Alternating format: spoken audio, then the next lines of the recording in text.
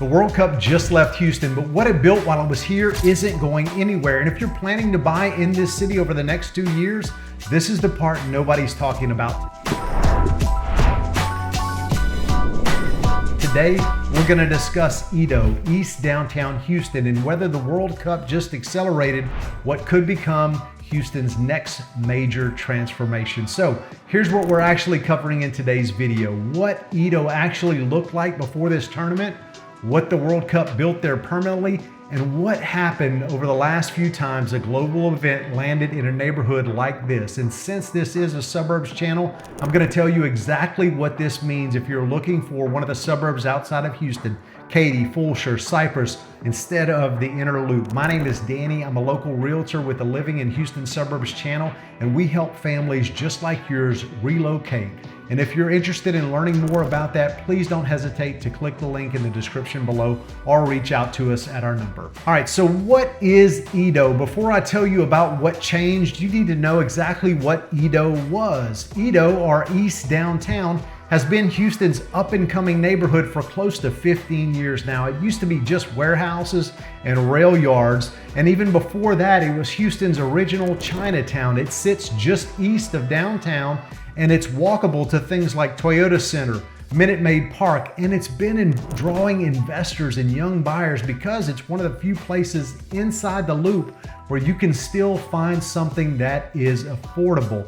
And the numbers back that up. The average home price in Indigo has climbed from around $200,000 back in 2010 to roughly $350,000 in today's markets. And $250 million has been invested in the neighborhood before this tournament ever even showed up. So Indigo wasn't a nobody.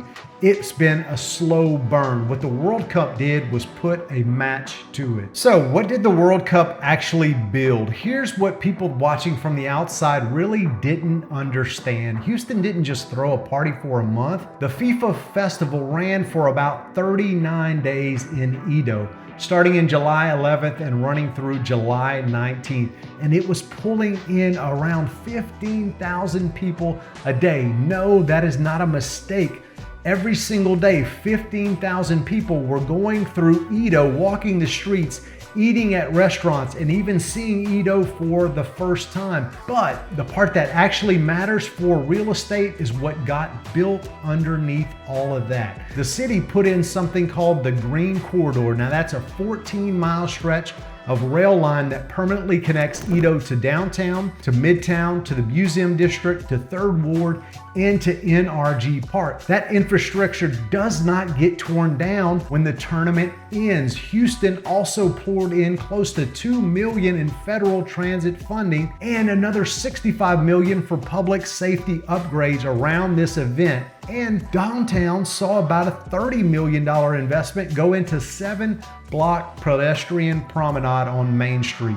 We even heard that Airbnb put in $1.3 million to improve the trails along the Columbia Tap. So why does this matter? Neighborhoods don't usually get this level of infrastructure investment without a reason the whole city can rally behind. A World Cup was that reason. So the things that are left behind, the rail connections, the walkability, the global exposure, those are the kind of thing that normally takes city council a decade to fund and approve. Indigo just got all of that done in about 18 months. Now, a quick note before you go, if you're seriously thinking about making a move to Houston, Texas, or one of the suburbs, or even Indigo, please feel free to click on the link below. You can schedule a consultation with me. There's no charge in that, and we can talk about your goals and why Houston or one of the suburbs might be the right fit for you. Now, before you go calling your agent and put an offer in an Indigo townhome, I want to give you some history on some other major events in the U.S. Back in 1996,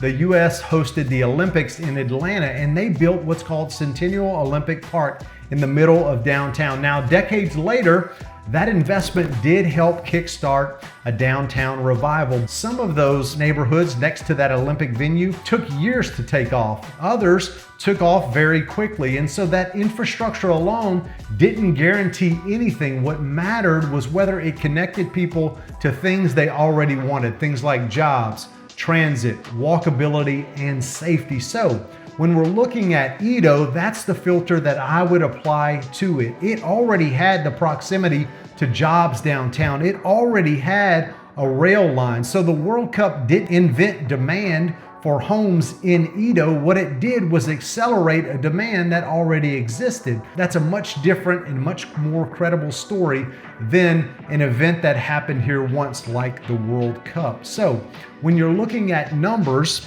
they reflect that current acceleration. If you're looking at Edo data, you can see that over the last year, homes have appreciated at about 8.3%, and that's one of the strongest submarkets in the Houston area at all. But I will note that this is just one data point, and Edo is a very small market. So one good year doesn't make a trend. So right now we're seeing listings all the way from 185 up to 875,000, and the average list price is about 475,000. So we're not seeing pricing anywhere near the Heights or Montrose, which is exactly why you see investors that are keeping an eye on this area. Now here's the part that matters if you're watching this channel because you're looking in Katy, Fulshear, or Cypress and not the inner loop. I want to be honest with you about something the World Cup coverage isn't saying. The research is telling us that what's happening in Edo looks a lot like a familiar gentrification pattern. You get more new construction, more households, but not necessarily more people, because these are smaller units that are being built for singles, for couples, not necessarily for families. So the actual population growth in this region is still overwhelmingly happening west of 45, which is Katy, Cypress, Fulshear, and all of those master plan communities that I tell you about each and every week on this channel. So if you're a family with kids and you're looking for a home in the 400,000 to 800,000 price range, Edo was probably never a neighborhood in your range anyway. It is a townhome heavy urban district, and it isn't competing with Jordan Ranch, Cross Creek Ranch, or anything else in your budget. But here's why I think this story still matters to you, even though if you never set foot in Edo.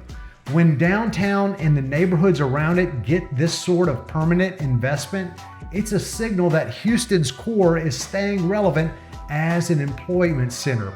The energy corridor, downtown, the medical center, and all of the commutes to all of those places is one of the biggest variables in what you pay for a home out here. If downtown is strengthening, not fading, that supports values in communities like Cross Creek Ranch, Bridgeland, and all of those other major master plan communities that we tell you about. And it tells you where the next wave of city dollars is likely headed. And historically, that investment eventually pushes people out along those same corridors. So watch Edo. Don't buy an Edo unless it actually fits your life, but use it as a read for where Houston's momentum is actually pointed. So let's bring this video to an end by giving you 3 things to remember. 1, the World Cup left Houston with a permanent infrastructure in Edo, not just a month of parties. Secondly, history says that this kind of investment can absolutely drive real appreciation for real estate. It's not an automatic, and it's not going to happen overnight. Third, if you're a family buying in the 400,000 to 800,000 price range, the real population growth story is still out in the suburbs, and this is more of a signal about what's going on in Houston's downtown staying power. So this is not a reason to change your search. This is a reason to reinforce that Houston is still a hub for job markets. So if you're seriously thinking about making a move to one of the suburbs of Houston, Texas, or Edo, or in Houston proper, please don't hesitate to reach out. You can schedule a free consultation by clicking the link below. Or if you're looking for a resource to help you, you can download my free Houston Suburbs Buyer's Guide. And that'll outline all of the things you need to do in preparation for buying a home in the Houston suburbs. So if you've enjoyed this video, please give it a like and share it with one of your friends. We'd love to hear your feedback as well. Drop those comments down below. Thanks for tuning in. We'll see you on the next video.